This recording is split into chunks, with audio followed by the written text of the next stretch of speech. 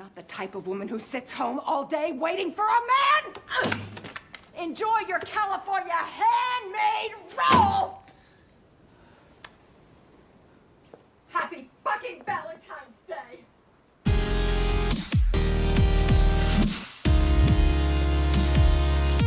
Good afternoon, guys.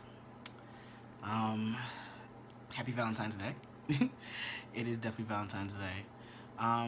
So, it's Sunday, and I record my other YouTube show, The Tea, and my guys, they're on their way here, so I figure I would squeeze in part 2 of story time. So, yesterday I started off telling you about my first love, Remy, and we're gonna continue on with the love of my life, which is Khalik.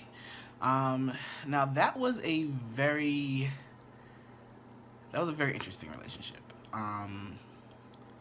I met Khalik, let's see, I met him right after me and Remy broke up, but not in person. We met online. We met on this site called Downlink. So we're still at like the 10, 11 year ago mark, but we never really actually met in person. We met actually on that site. We talked for a little while and then we lost contact. Fast forward to 2008. So what is that? 3 years later, I run into him on let's just call it a naughty website. Let's just call it a naughty website. Which I don't think that site's even up anymore. But, we ran into each other there and didn't know who neither one of us were. We started messaging each other and, getting to know each other and stuff like that. We exchanged numbers. We went on our first date. Our first date was to, which is now closed, ESPN Zone, which is like basically the equivalent to Dave & Buster's. And we figured that was a really good date because we're both competitive, and we wanted to basically compete against each other, which I thought that was so cool. We played a whole bunch of games. He beat me in some, I beat him in others, and I felt like I had met my match, because he was like, I don't know, he was like amazing. He was so amazing. And that pretty much began our love affair. We started dating, and New Year's Eve was coming around, and we had just started like dating, and like it wasn't even like really, we weren't even like really like, we hadn't even really established like what we were. But I do know that I had made plans with Keith for his birthday, because his birthday is on New Year's Eve. And he had already had plans with his friends. So we were like, well, let's not alter our plans to be together. Let's, since we made these plans already in advance before we started even really getting to know each other, let's keep our original plans and, go from there.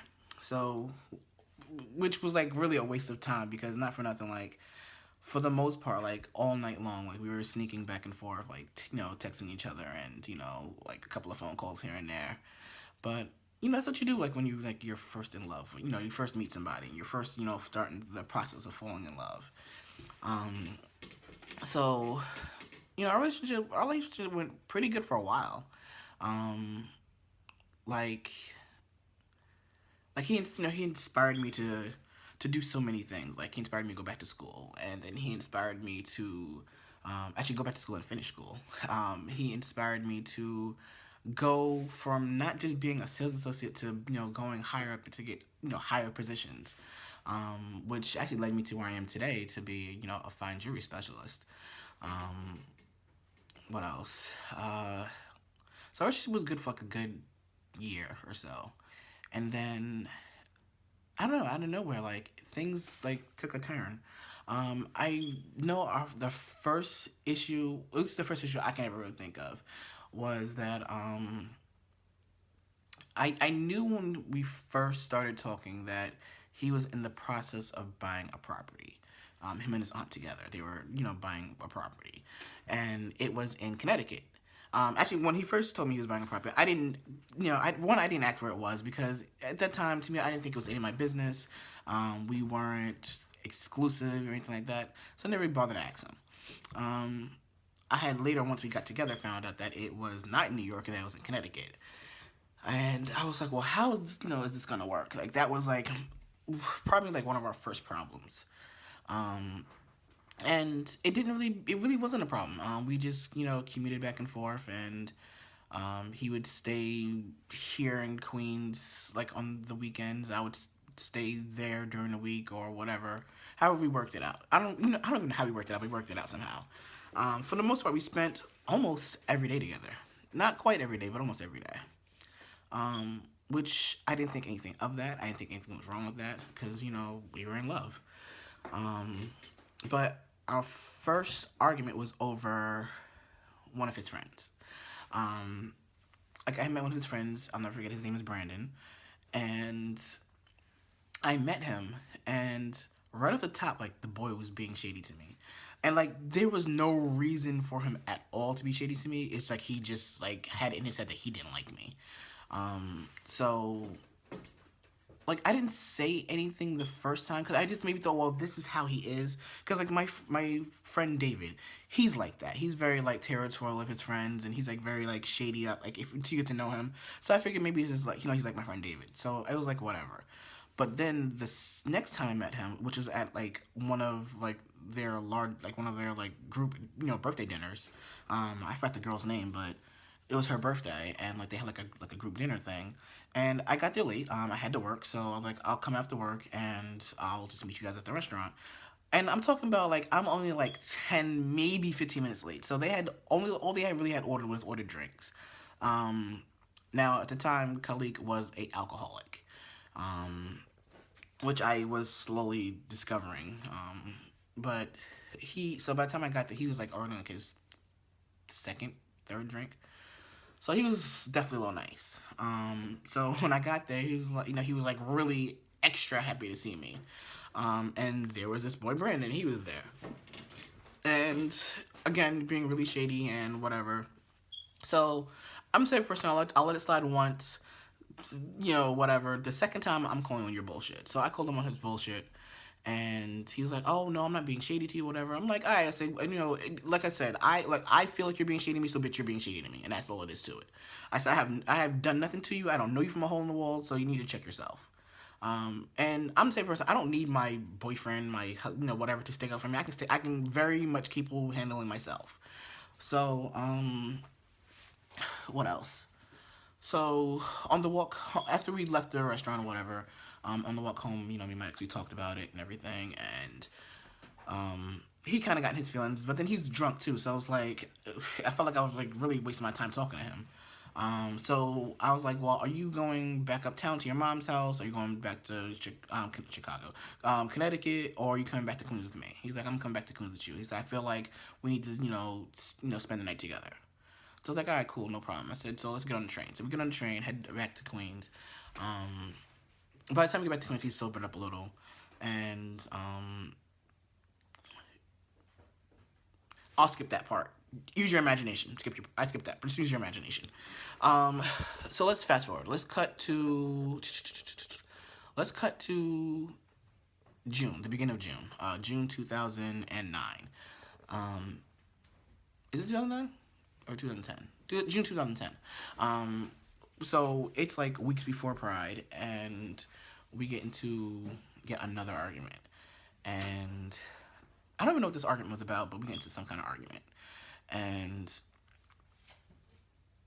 it was horrible. I have no idea what the fucking argument was about. To be honest with you, like I cannot remember for the life of me what the argument was about. But nonetheless, we got into an argument, and basically it was like we just didn't speak to each other for like 3 days.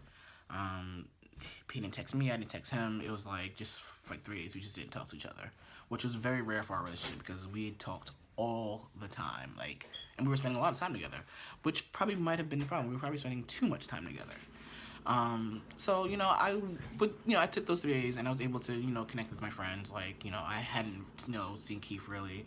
I definitely hadn't talked to Kaisha. Caesar was still living here. He was living in Connecticut. Not for nothing. I was going to Connecticut like 3-4 times a week and was literally 3 stops away from him and had not visited him. So I definitely made sure that I, made it my business to, link up with him and chill and hang out and everything. So we, me and Kelly, we started talking again, and, we kissed and made up pretty much. And he proposed to me. He asked me to marry him. And I said yes, because I was like, I love you, whatever. Mind you, had no ring, no nothing, but asked me to marry him, and I said yeah. So I was like, well, not for nothing. I said, we're kind of doing this wrong. Like, you're asking me to marry you, but what's going on with, like, there's, like, no ring or nothing like that. He said, well, being that you work in jewelry now, he said, he said, you go pick out our rings, and I'll just pay for them. So I had already knew off the top of my head, like, what ring I had wanted, because, like, we had just got these new rings in, and, like, I was like, oh, if I ever get married, this is the ring I'll get. And I was like, that's the ring I'm gonna get. So, like, well, I said, I don't want us to necessarily do the whole matchy thing. I said, we're not that couple. So I was like, I gotta find a ring that is different from the one I'm getting, but still just as nice, in a different style altogether. So, of course, I used all my, Macy's resources to find another ring that was similar. And I was like, okay, well, babe, these are the rings. I said, what do you want to do? Do you want to put them on my card and get the discount, or do you want to just pay for them? So he was like, well, of course, let's get the discount. Like, let's save some money. We can save some money. So something told me not to buy the rings right then and there. Like, and thank God I didn't, because not for nothing, it was looking like the total was gonna be something like, I think it was like $4,000 or $5,000. So I'm glad I didn't put that purchase on my card. So we get into yet another fight, and this is like the week before Pride, and Pride here in the city is like some huge thing. You'll see it later on. Like, I'll be going to Pride, so you'll see it later on. If anything, Google NYC Pride if you want to know right now. But Pride is, it was like a week before Pride, and we get into yet another argument, and it looks like we are like over and breaking up. And I'm kind of in my feelings about it. Talk to my friends. My friends are being as supportive as possible, but it's it's still horrible. So we go to Pride, and me and Keith get these matching. Me and Keith had already planned what we were doing for Pride, so we got these matching shirts that said. I forgot. It was like a lyric from a song, but I know on the back of the shirts it said Shoam. And like, I love those shirts. The shirts were so nice. They were like white. They were pretty much white tees with spray painted orange, yellow, and black. And like, they said our names and stuff on them. I freaking love them. I think they're on my Facebook page. If you go on my Facebook page, it's in there somewhere. I know I'm tagged in like a couple of pictures with it on.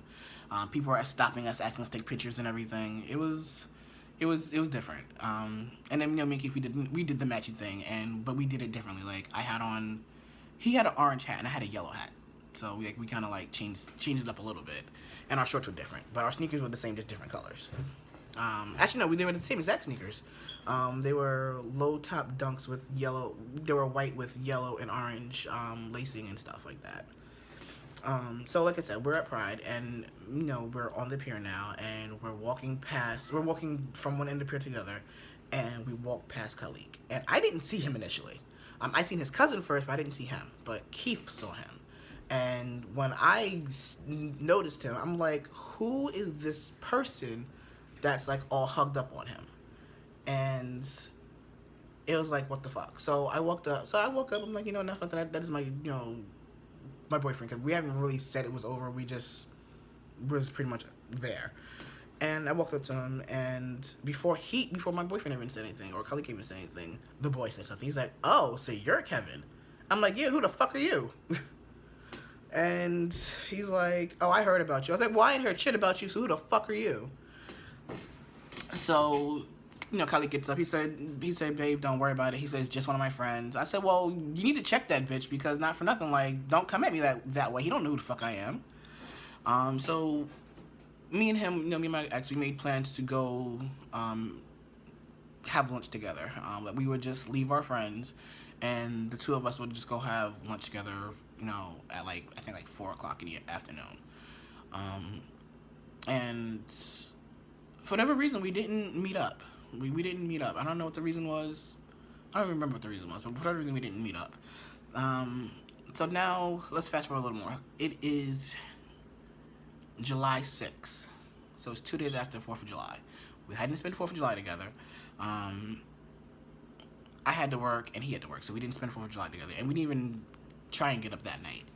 But I was off on July 6th, and I was like, you know what? I hadn't seen him in like 2 days. Let me go up to his job, because I knew he was at work, and so let me go surprise him. I went up to his job to go surprise him, and I got a surprise.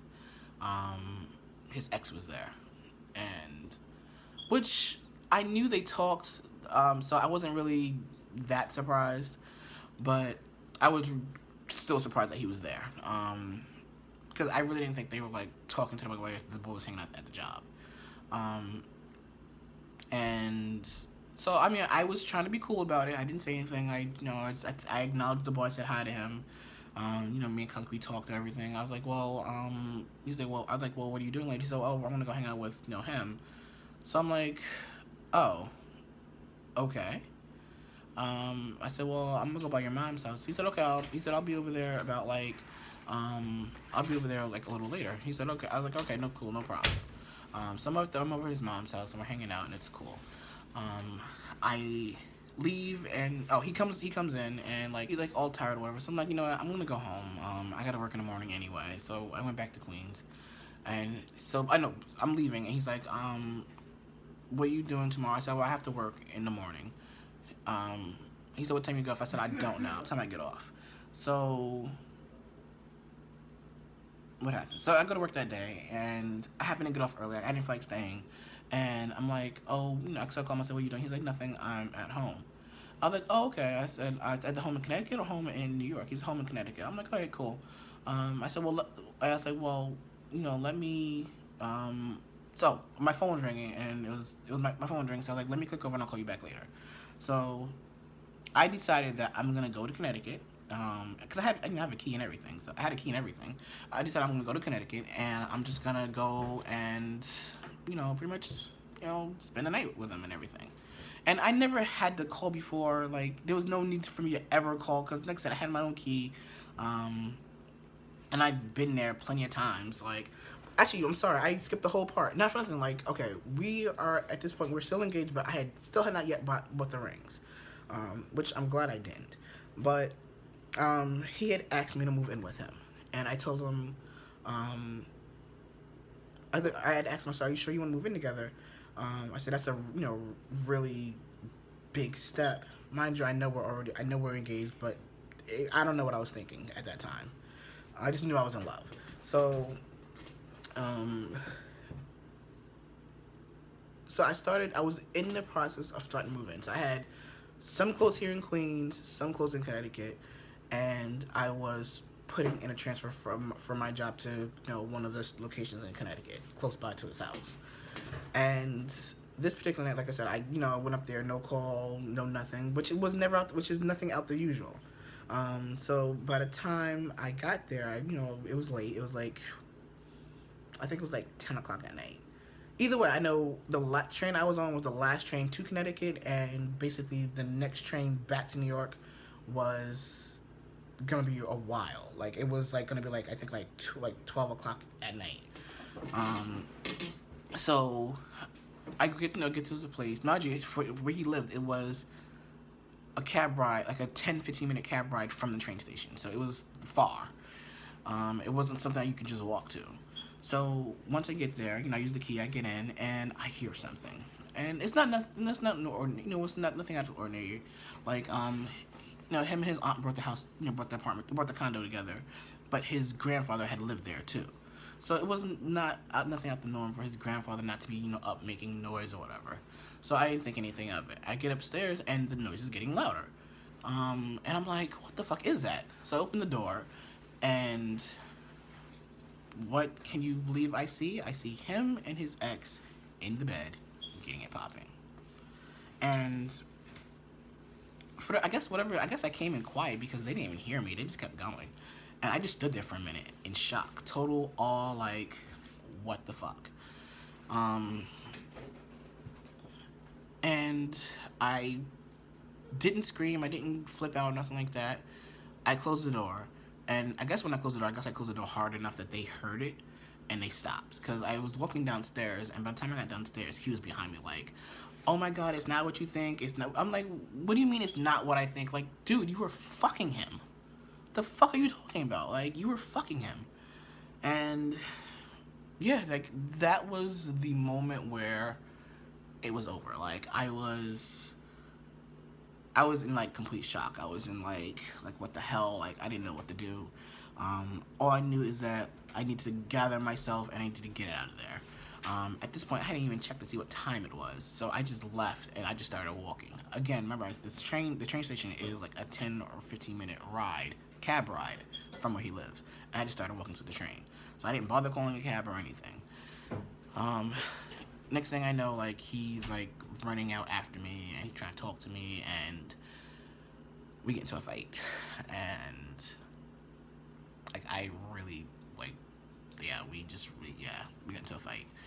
And here I am, I'm in Connecticut, and I'm like 3 or 4 towns away from where Caesar lives. And I can be honest with you, I still hadn't even really realized where I was to know in relation to where Caesar lived, but I knew it was 3 or 4 towns away. And I know that it needed some kind of vehicle to get there. So I called Caesar, and this is the one time, and this is the one and only time he wasn't there for me. Because I called him, like, I can call him at any time of the day, and he'll answer the phone. But this one particular time, for whatever reason, he just didn't answer the phone. And I felt like that was like one time I truly felt alone, and I didn't know what to do, and I walked all the way to the train station. I felt like I was walking forever. I walked to the train station, and I just spent the night in the train station because there were no more trains leaving out of Connecticut until like 4 something in the morning or 5 something in the morning, something like that. So I spent the night in the train station, and then I came home, and I went to a really super deep, dark depression. And that depression turned into anger and rage, and basically, like, somehow, like, I mean, it wasn't even a full-on plan, but I just knew that I wanted to hurt him so bad. So at the time, I had just gotten my first car, which was a '89 Camry. So it wasn't even like nothing like new and current, but it was a good car. Like, a little old lady had it since it was brand new in 1989, and she only sold it to me because she couldn't drive anymore. And the car had like something like 70 or 80,000 miles on it. Like, the lady literally drove from like home to work to the doctor or whatever. Like, she didn't go far. Especially in her later years. Actually, the car sat for like a couple of years. Which, that was the best car I ever bought for $500. But I knew that car was good enough that it could get to Connecticut and back. And I got on the Van Wyck, and there was traffic. Had there not been traffic, I probably wouldn't be sitting here to tell you this story, honestly. Because I knew that in one hand I had the steering wheel, in the other hand I had a knife. And I was going to Connecticut or wherever he was. Actually, I think he was at work. So he was here in Manhattan. He was in Manhattan, and I was going there, and I had every single intention to hurt him. But if it wasn't for that traffic, I guess, like, because I couldn't get there fast enough. If it wasn't for that traffic, and I was dipping in and out of traffic. If it wasn't for the traffic, I'm telling you, I would have got there. My phone rang. My phone's ringing. I guess my brother had told my mom that, like, something was wrong with me, and I was, like, in tears, and I got in the car, and I sped off. So, they're calling me, and I answered the phone. I said, I'm gonna kill him, and whatever. And somehow they talked me into coming back home, and I come flying around the corner, flying down the block, like full speed ahead. I get in front of the house and I slam on the brakes. The car comes to a stop and I throw the car in park and the car like jerks. Like, like boom, like that.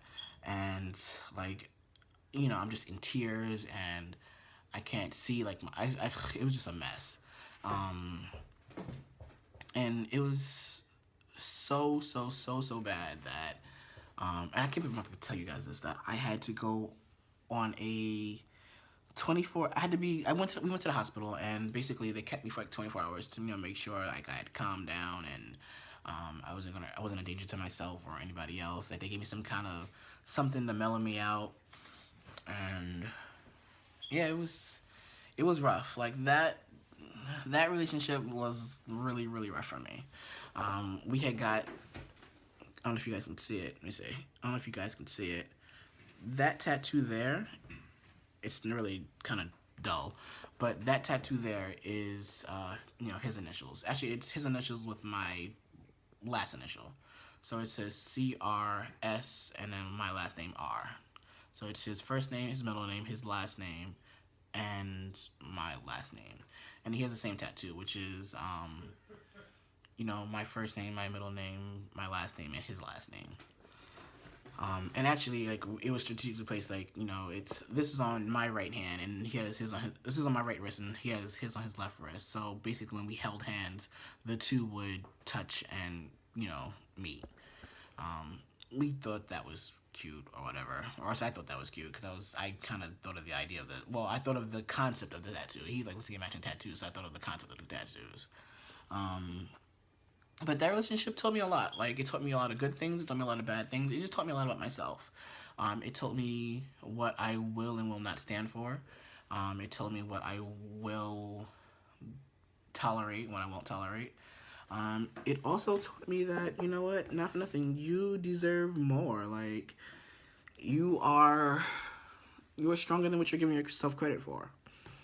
And I really, like, appreciate that. Like, I mean, I hate that it took me to a really dark place, but I think it made me a better person. As far as a person. As far as love is concerned, it screwed me over completely. Like, I am, like, super screwed. At least I was super screwed. At least I think I'm pretty sure I'm over it. But, like, my whole, like, dating changed after that. Like, I was no longer interested in dating. I was just interested in, like, having sex and, like, it being done, like, one and done, over with. Like, for a while, I had, like, a friends with benefits, or I had a fuck buddy at, one point in time, and it was good. It lasted a while, but then, he wanted more, and I didn't want more. I just wanted to just, have sex, and that's it. But basically, what I'm trying to say is, there are some loves that are, easy breezy. No, that's not what I'm trying to say either. There are some loves that will teach you a lesson, and then there are some that will take you to a place that you never thought you can go. And that was one of those. That was one of those. That was a love that took me to a place that I couldn't even fathom I could go. But it taught me that, like, what, I know what I want. It just wasn't happen. It happened not to be right with him, but it taught me that I know what I want, and that's it. That's really much it. I'm so sorry this vlog is super long. I couldn't figure another way to tell this story. This is, this was one of my great loves. Tragic love, but it's a great love. And I don't think that, 6 minutes, 8 minutes, 10 minutes, 12 minutes, whatever, would suffice for it. But I gotta get going. It's time for, Alika and Keith to get here. We're gonna record in a while. We're recording a little late, this week. So I gotta get ready to go record. So I'm probably gonna put in some more footage, but if I don't, I'll close it out here, and you guys be amazing.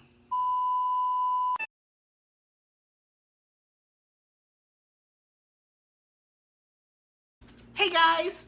Let me stop. They're here. We're getting ready to film the episode, and it's so anti-Valentine's Day. Okay. Check The out the black. is real, okay? The black So is real. real. She's the evil queen. I got the word going on. You're And I don't know bird. what that pattern is, You're a but that bird. pattern is doing It's something. an Aztec-y death I see it though. eater pattern. Death So eater. we have no topic just yet. We have a topic. We have to go over it before we record, but it's about to be fun. You have to get the prop. What prop? Oh yeah. The prop. There's props. Look, I was trying to. Thank you, Ew, that's really what you did. I was trying to surprise these two and give them Valentines, but this one here, had to be all in it. Okay. Had to be all in the Kool-Aid. I'm sorry. I thank you and I love you, but bitch, how you getting us fucking Valentine's Day gifts and it's supposed to be anti-Valentine's motherfucking day? It's anti-Valentine for this. Not But for I this. care. Not for this. Not for this. Sheesh. I'm in harm's way over here. They know I want my Domino's. They know I want my. Domino's. They know I want my Pizza Hut. They know and they got that new pizza with the garlic. Yo, and the okay, cheesy well, nuts. okay. Yes. Yo, Oh, that just made my twat speak. It was just like, whoo. Okay, I'm probably gonna leave all this in here, but we're getting ready to record. She fucked my head up. I don't know what I'm even gonna talk about now. I'll be back. Okay. How do you guys think that went? It went great, but like my How long back was that? hurts, Lovely. and I want How long was pizza. that? Ooh. I think she was like 47 minutes. Oh, girl, I gotta edit that all the way down. I Well, think. no, you do, because we didn't even We start started, like, recording 2 after minutes. it's Like it's two not, and a half minutes. You're gonna Yeah. have to cut a lot of that. I'm gonna cut. There's a lot I'm gonna be cutting out. Girl, look, we're gonna be up all night, editing, and then editing, and then editing, and then girl, I'm going to sleep. We gotta be late, like in the afternoon. What time is it? Duh, bitch. I got laundry and I gotta do something with my hair, moisturize. It is. I'm not going to work. 13 p.m. I love how he makes these decisions. It's right here, and that's what you got hours to go, boo. You can get there and go. Honestly, by the time I get home, even if I leave right now, I'm not getting home till like almost 8 o'clock. Okay, so you guys know I live here in Queens. He lives in the Bronx. Not for nothing. And for the most part, he has to work after we record on Sunday. It is 6:14 p.m. right now, and he has more than enough time to go home, get his clothes, which he should be bringing with him anyway, and then still book it to work. You just don't want to go to work. That's all it is. No, I do, but No, he don't. No, he don't. Ooh, Craig, who you texting, girl? Let me see. Can we get that on camera? I'm on Facebook. Oh shit, she on Facebook. Okay. it's just that. I was whole thinking time she was. I think it was the man's. Hopefully, stop.